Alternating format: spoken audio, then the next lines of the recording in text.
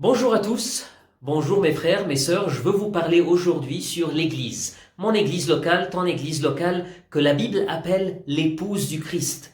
Jésus-Christ est notre époux, nous sommes son épouse. Et dans toute la Bible, on voit cette image entre l'époux et l'épouse, entre Dieu et son peuple, entre Jésus et son Église. En Éphésiens 5, verset 25, on voit que Jésus a aimé tant son épouse, il s'est livré lui-même pour la sauver. Il est allé à la croix pour son épouse, l'Église. Dans toute la Bible, on voit cette image, mais on la voit très clairement dans le livre du Cantique des Cantiques. Et aujourd'hui, je veux parler sur 4 caractéristiques sur l'Église, l'Église locale. Je veux lire dans chapitre 6, verset 10 du livre du Cantique, cette phrase-là, qui décrit l'épouse du Christ.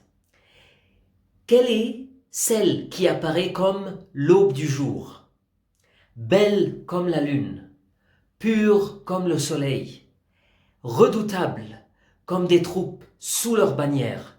4 points, 4 caractéristiques dont je prie que nos églises locales, en Égypte, en Afrique, seront vraiment comme cette épouse dans le livre du Cantique. Premièrement, cette église apparaît comme l'aube du jour. Dans la traduction arabe, ça s'écrit comme ça. Elle pénètre comme la journée.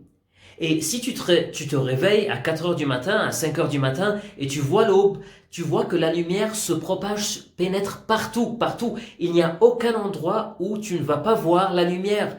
C'est ça la lumière, elle pénètre partout. Et je me demande, est-ce que mon église locale, est-ce que ton église locale vraiment propage cette lumière partout? Le message de Jésus, l'évangile.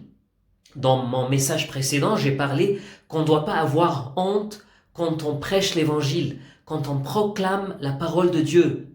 Est-ce que vraiment on proclame la parole de Dieu et est-ce que la lumière se propage partout? Est-ce qu'on est comme Jean-Baptiste, dont la Bible a écrit et a décrit Jean-Baptiste comme ça? Il a la voix qui crie de celui qui crie. Préparez un chemin pour l'Éternel. Aplanissez dans le lieu stérile une route pour notre Dieu. Jean-Baptiste criait avec ce message. Vous savez, les apôtres, dans le premier siècle du christianisme, les apôtres, dans le livre des Actes, chapitre 17, verset 6, ils étaient, où il dit qu'ils ont bouleversé le monde. Les apôtres ont bouleversé le monde. Comment ils ont bouleversé le monde? Par la guerre? Par les armes? Non, non. Ils ont bouleversé le monde, l'Empire romain, avec le message de Jésus, avec la proclamation de la parole de Dieu qui guérit tous les gens abattus, tous les gens qui sont désespérés, tous les gens qui sont morts spirituellement. Le message du Christ, la lumière du Christ, la lumière du monde, Jésus-Christ, se propage partout. Ils ont bouleversé le monde avec ce message. Et moi, ma prière, que nos églises locales, vraiment, pénètrent cette lumière divine du Christ partout et qu'on n'ait pas honte de proclamer la parole de Dieu. Deuxièmement, cette épouse, l'Église, l'épouse du Christ, est belle comme la lune. Est-ce qu'on voit cette beauté dans nos églises? Bon, la beauté, c'est l'amour. Dans toute la Bible, l'amour, c'est l'essence de la relation entre nous et Dieu et dans nos relations nous-mêmes.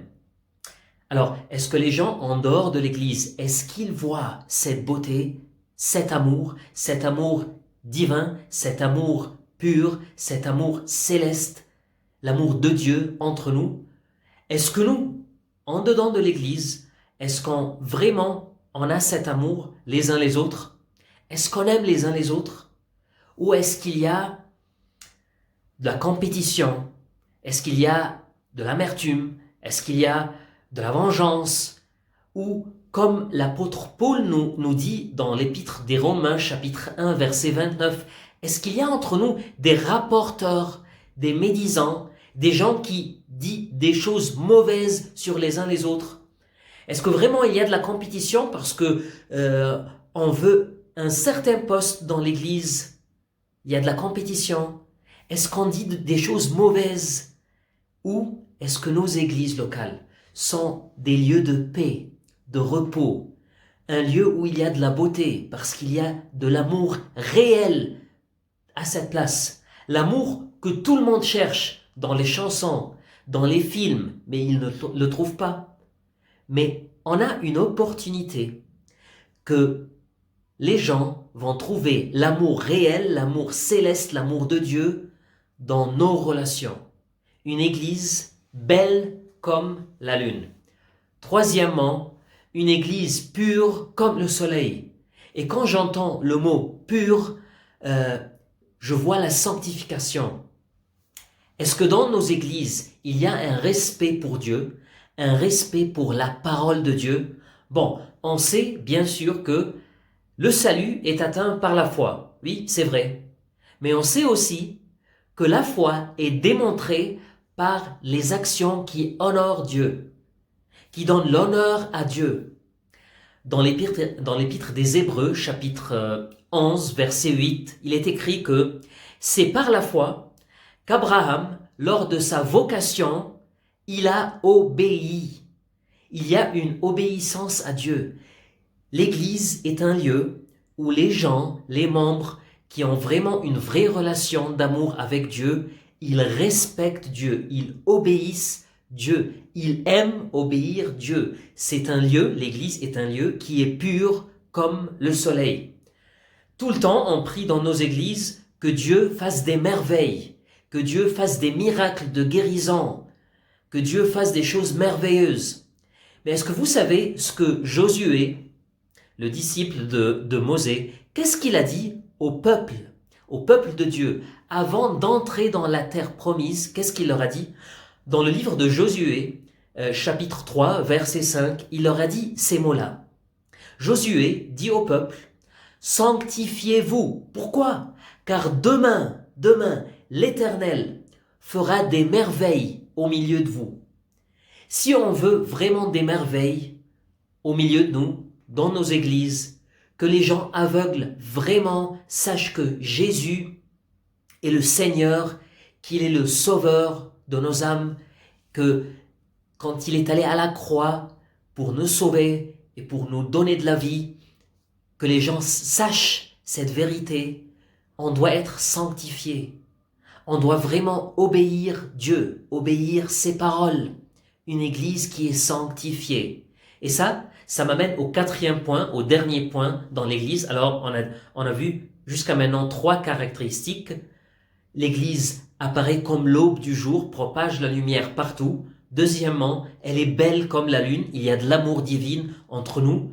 Troisièmement, elle est pure comme le soleil, elle est sanctifiée. Mais finalement, elle est redoutable comme des troupes sous leur bannière. Dans la traduction arabe, c'est écrit « elle est terrifiante ». Mais pourquoi l'Église est décrite comme terrifiante? Est-ce qu'on va rentrer dans une guerre? Est-ce qu'on a des ennemis? Oui, on a des ennemis, on est dans une guerre, mais pas dans une guerre avec les êtres humains.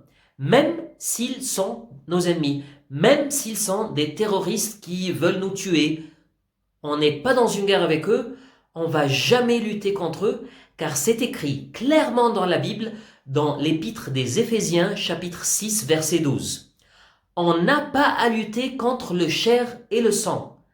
Notre bataille n'est pas avec les gens. Qu'ils soient chrétiens ou non chrétiens, on n'a pas de bataille avec le chair et le sang.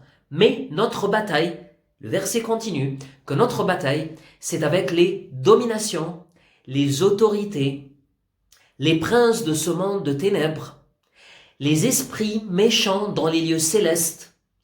Clairement, on a une bataille spirituelle.